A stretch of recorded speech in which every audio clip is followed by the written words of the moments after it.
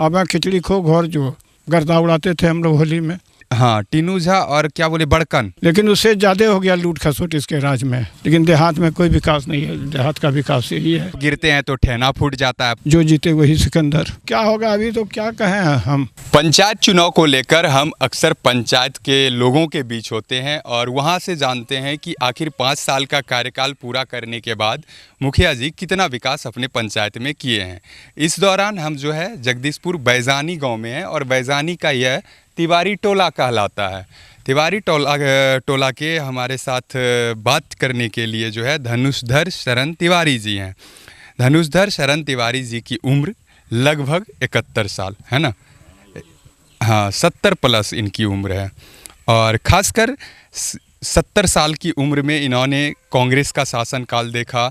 उसके बाद भाजपा का राज्य पे अगर हम बात करें तो राज्य स्तर पर इन्होंने लालू का राज देखा, नीतीश कुमार के राज्य को भी देख पा रहे हैं।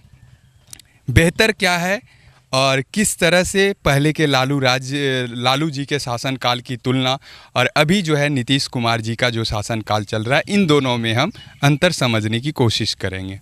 सबसे पहले तो धनुषधर तिवारी जी, आपका स्वागत है हमारे चैनल में। हाँ, क्या कहना चाहते हैं बोलिए, क्या पूछते हैं आप। हम तो देखे कि यहाँ विकास का गंगा बह रहा है नीतीश कुमार का, लेकिन गरीब को कुछ नहीं मिल रहा है। बात स्पष्ट यही है। और लूट खसोट, अपहरण, बलात्कार ये खूब हो रहा है। रोज़ पैसा छिनाता है बैंक वाले का, ग्राहक का और स्टाफ सबका भी छिना जाता है पैसा, मनधन बैंक फलना चिलना। इसलिए लूट खसोट बहुत, शासन नाम का कोई चीज़ नहीं है। लालू जी के राज में ये सब नहीं था। इसके राज में था तो उससे ज़्यादा इसमें हो गया है, समझे। इसलिए इससे आकर के शासन कुछ कहने का नहीं है। बस पैसा स्कूल के नाम पर लुटा रहा है, आओ खाओ जाओ, अब मैं खिचड़ी खो घोर जो, यही है इसका शासन। लालू जी का, लालू जी तो थे, वो भी लूट खसोट किए हैं, वो तो जेल भी गए हैं, जेल में भी हैं, अभी बाहर हैं अभी, लेकिन जेल गए हैं। लेकिन उससे ज़्यादा हो गया लूट खसोट इसके राज में। कांग्रेस का शासनकाल और भाजपा का शासनकाल। कांग्रेस का तो शासनकाल ठीक ठाक था, बस लोग को सब कुछ आसानी से मिलता था। अभी महंगी बेहिसाब है, गरीब आदमी दाल हम लोग नहीं खा सकते हैं। नहीं तो अभी मान लीजिए कि हम इस चीज़ का समर्थन नहीं करते हैं महंगाई का, लेकिन सवाल यह है कि जिस समय कांग्रेस सत्ता में थी उस समय की वस्तु स्थिति कुछ और थी। अभी हम लोग जो है आधुनिकता, हाँ, तो फिर आखिर अंतर तो होगा ही। अब उस समय कोरोना नहीं था, अभी कोरोना है, इस पर चल रहा है कि इसका खर्च वर्च ला करके इसके चलते इसका सरकार का कमर टूट रहा है। महंगी इसीलिए किए हुए हैं और होगा ही महंगी जब होगा, तो इसलिए जो है सो कांग्रेस का शासन ठीक था, उतना लूट खसोट नहीं था। उसके राज में हर पंचवर्षीय योजना चालू होता था, इसमें कोई पंचवर्षीय योजना नहीं है। बस जो बहाल हो गया, नहीं हुआ। तो नीतीश जी के शासनकाल में विकास हुआ है राज्य में। सब कोई बोलते हैं, लेकिन हमको तो समझ में नहीं आता है विकास। अब वो क्या विकास किए हैं, अरे दिल्ली मुंबई बना रहे हैं, पटना को बना रहे हैं, वो अलग बात है। लेकिन देहात में कोई विकास नहीं है। देहात का विकास यही है सब जगह, और जाकर के बस विकास के नाम पर लूट बहुत ज़्यादा है, सीधा बात। जिस समय आपकी उम्र 40 मानते हैं, 40 की उम्र थी जब आपकी, उस समय इस रोड की स्थिति और आज की रोड की स्थिति। उस समय तो रोड कच्ची था, एकदम गर्दा उड़ाते थे हम लोग होली में।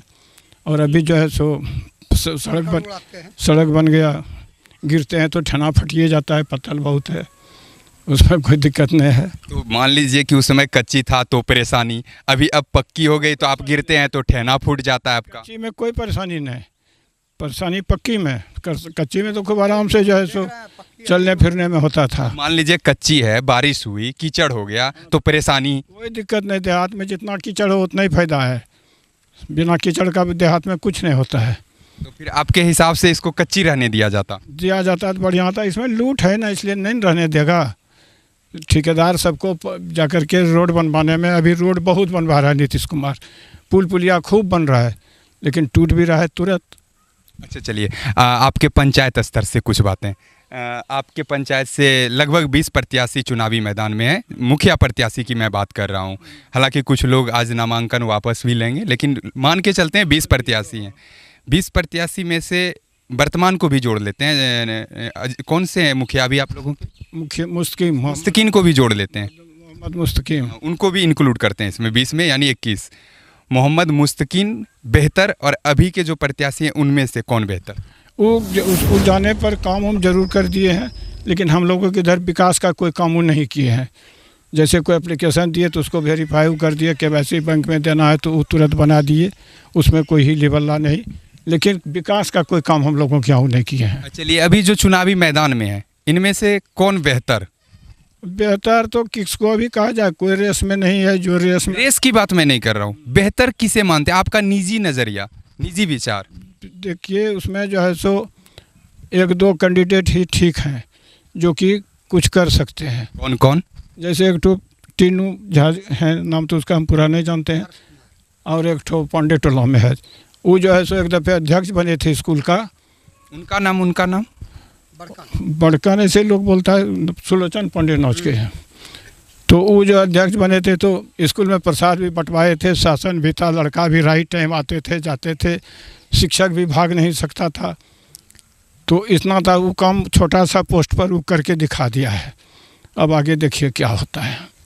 तो आपकी नज़रों में 2 प्रत्याशी, एक क्या बोले? टिन्नू झा, और एक क्या बोले?